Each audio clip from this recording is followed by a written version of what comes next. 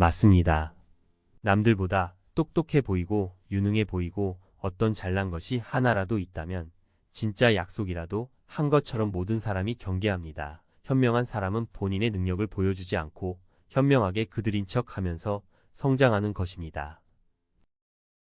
장자가 참 좋은 게 힘 빼고 살라는 말이 항상 도움이 됩니다. 오래 산다고 제대로 삶을 사는 것도 아니기 때문에 길든 짧든 어떻게 살았느냐 하는 삶의 내용과 태도가 중요하다고 봅니다.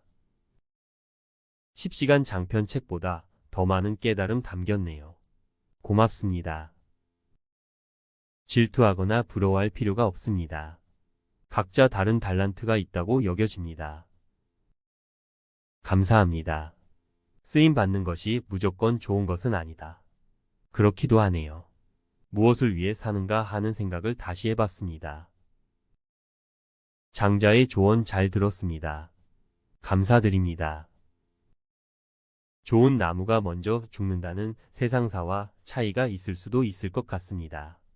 나무로 보자면 보기 좋은 나무들은 모두 그 나무가 완전히 자라기 전에 여러 가지 용도로 사용된다. 가 아니고 쓸모없이 이리 삐뚤 저리 삐뚤한 나무는 쓸모가 없기 때문에 자라기 전에 먼저 잘려서 땔감으로 쓰이게 됩니다. 그러나 바르게 자란 나무는 나중에 커서 집을 지을 때 목재로 사용하게 되어 수십 년, 수백 년을 가게 되는 것 아닐까요? 구구절절 대단한 명언입니다. 이런 인생의 진리를 알게 해주시어 감사합니다. 좋은 나무가 먼저 죽는다. 장자의 지혜로 배우는 삶의 무기. 세상의 흐름에 흔들리지 않는 삶의 지혜. 장자는 좋은 나무가 먼저 죽는다라는 말을 통해 세상의 이치와 삶의 지혜를 전달합니다. 이 말은 단순히 나무의 이야기가 아니라 우리 삶에 대한 깊은 통찰을 담고 있습니다. 장자의 조언. 무의자연. 자연의 섭리에 순응하며 억지로 애쓰지 않는 삶. 상대적 가치. 세상의 기준에 얽매이지 않고 자신의 가치를 찾는 삶. 내면의 성장. 외적인 성공보다 내면의 성장을 추구하는 삶. 유연한 사고. 고정관념을 버리고 유연하게 세상을 바라보는 삶. 긍정적인 마음. 삶의 고난 속에서도 긍정적인 마음을 유지하는 삶. 좋은 나무가 먼저 죽는 이유. 장자는 좋은 나무가 먼저 죽는 이유를 다음과 같이 설명합니다. 유용성. 좋은 나무는 제목으로 쓰이기 위해 먼저 베어집니다. 탐욕. 사람들은 좋은 나무를 탐내고 소유하려 합니다. 시기. 좋은 나무는 다른 나무들의 시기와 질투를 받습니다.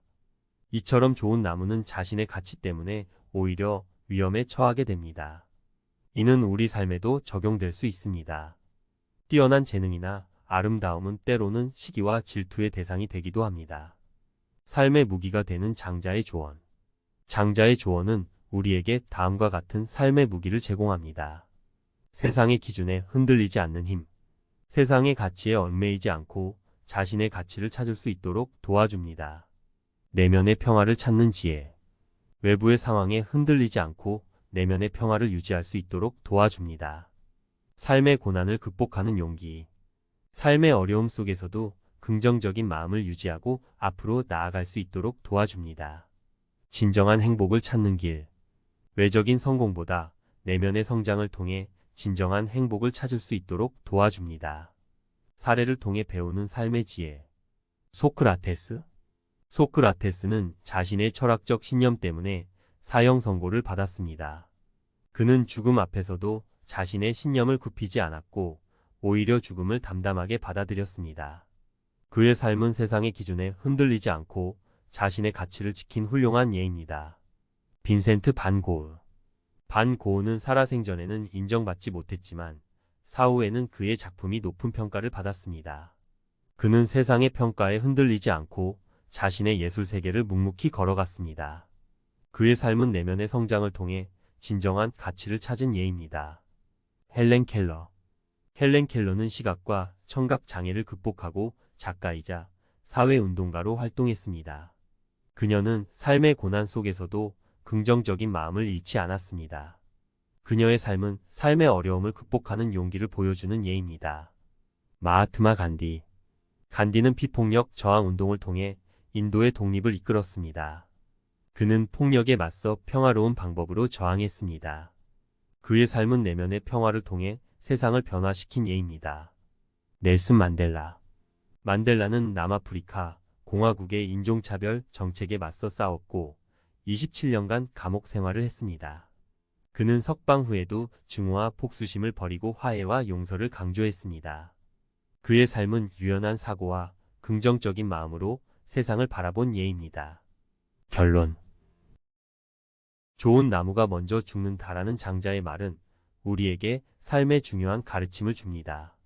세상의 기준에 얽매이지 않고 자신의 가치를 찾고 내면의 성장을 통해 진정한 행복을 추구하며 삶의 고난 속에서도 긍정적인 마음을 유지하는 것이 중요합니다.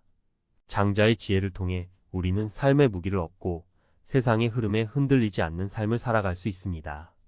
좋은 나무가 먼저 죽는다는 말은 우리에게 삶의 역설을 보여줍니다. 하지만 이 역설 속에는 깊은 지혜가 담겨 있습니다. 우리는 이 지혜를 통해 삶의 진정한 가치를 깨닫고 더욱 의미 있는 삶을 살아갈 수 있습니다. 장자의 조언은 오늘날에도 여전히 유효합니다. 우리는 그의 지혜를 통해 급변하는 세상 속에서도 흔들리지 않는 삶의 중심을 찾을 수 있습니다. 좋은 나무가 먼저 죽는다는 말을 기억하며 우리 모두 세상의 흐름에 휩쓸리지 않고 자신의 가치를 지키며 살아가기를 바랍니다.